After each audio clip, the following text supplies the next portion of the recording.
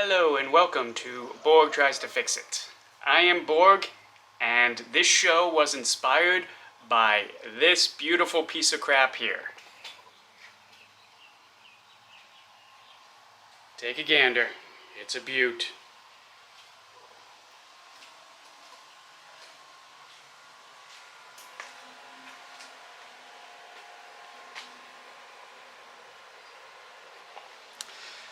So what is that, you ask? That is a 1969 Oldsmobile Cutlass convertible. Doesn't have a top. Doesn't have much of an interior. But it's mine, and I'm gonna fix it. Actually, the inspiration for this show was my father. He bought me the car and had it shipped to me, and he's in New Hampshire, I'm in Florida, so he can't be here to help me with it other than when he visits, so I want to be able to share this with him as I fix and restore the car. So without further ado, let's take a tour of the car. Okay, so why don't we start with the inside? Alright, it does have full dash. We have two bucket seats, interesting red color. We do have a center console, which is good. Those are expensive to find. We have no door panels on either side. And unfortunately, no back seat, which is going to be a pain in the butt to find, because most people don't rip those out or need to replace those because no one's ever in them.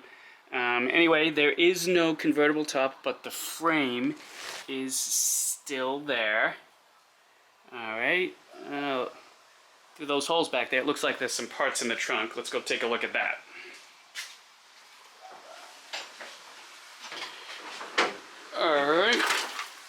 Alright, no stays for the trunk, so I'll have to hold it.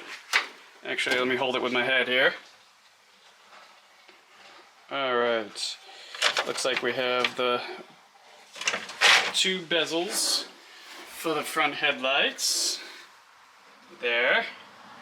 Alternator there. Looks like a armrest in there. Let's see. This looks like the trim around the convertible top. And non-original wheel. Another piece of trim somewhere here. It looks like these are the surrounds for the wheel wells, which is awesome. Awesome. Okay, so I'll have to go through all that at some point, and I will keep you abreast of what I find and what we have as we go along. Alright. Let's see. There is a wing on this trunk. I'm not a fan of that. So that's going to have to go. And also, if you see, there's some rust right there on the trunk, so I might need to replace the trunk anyway. Or at least that piece, weld something in. Back bumper, you can't really see it because I have no room in my garage, but it looks pretty good. We do have both tail lights in here. Good.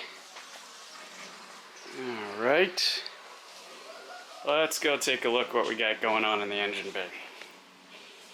Alright, nice fiberglass hood with the hood scoops, but we have fiberglass damage there, which is a pain in the butt to fix.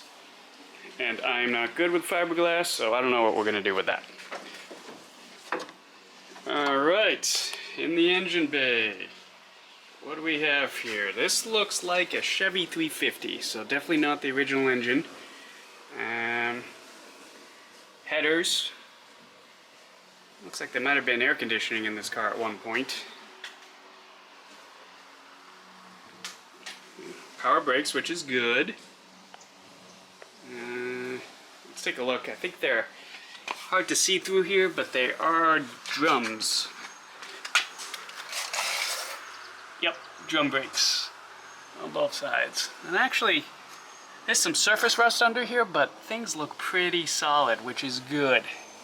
Because I do not want to deal with a frame that is rotten.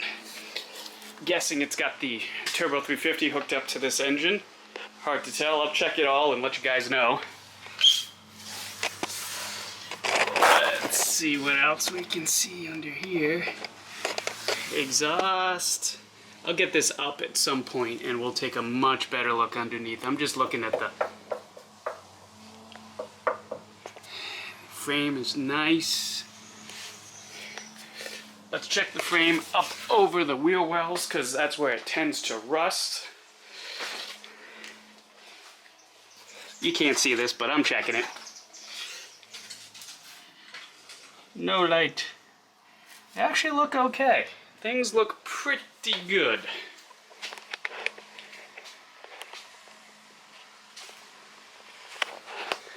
Alright, so bear with me on the camera work here. I'm just getting used to doing all this with one hand. But overall, good bones. It's going to take a ton of work. It's going to take a long time. But I'm excited to have you all along for the journey.